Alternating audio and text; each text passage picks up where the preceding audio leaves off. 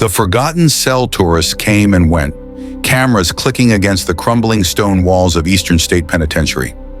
Once a revolutionary prison designed to reform through isolation, now a decaying monument to madness. But deep beneath the main complex, beyond where the public was allowed, lay Cell 33, a room so cursed it was sealed off decades ago. Officially, it never existed. October 31st, Halloween night. Lena Carter, a thrill-seeking paranormal investigator, convinced her crew to sneak into the restricted section of the prison. She had one goal: uncover the truth behind the whispered rumors of the cell that screams back. Her camera was on, recording everything. 11:45 p.m., abandoned corridor. Restricted wing. Lena's flashlight flickered as she stepped over rusted iron bars and broken bricks. Behind her, her crew, Jamie, tech, and Raj, camera, followed cautiously. The air grew heavy with each step. "Lena," Raj whispered, "I don't think this is part of the floor plan." "That's the point," she replied, her voice steady. "Cell 33 doesn't show up on any blueprint." They stopped at a stone wall, half collapsed. On it, a symbol carved in deep, jagged lines, a circle with a vertical slash. Not part of any prison architecture.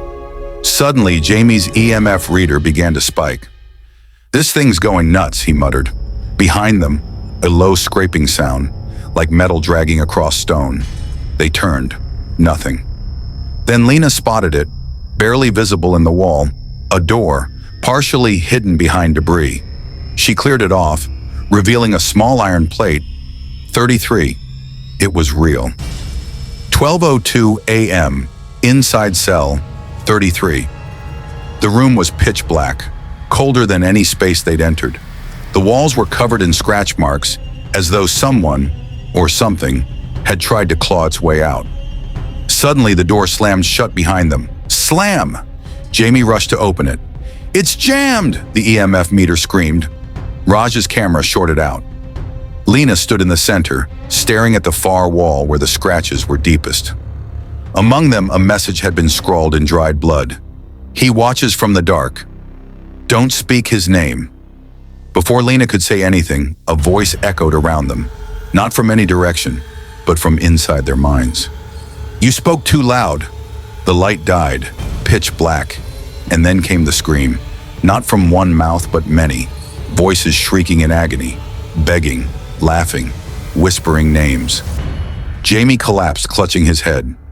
Raj dropped his camera and backed into a corner, sobbing. Lena stood frozen.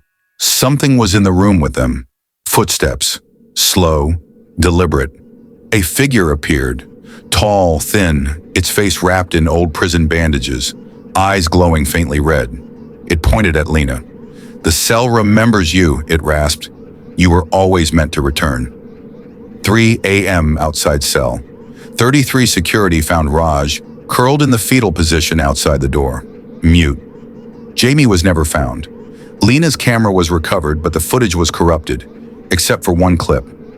Just before the lights go out, she turns to the lens and whispers, "He's inside the walls." Then static.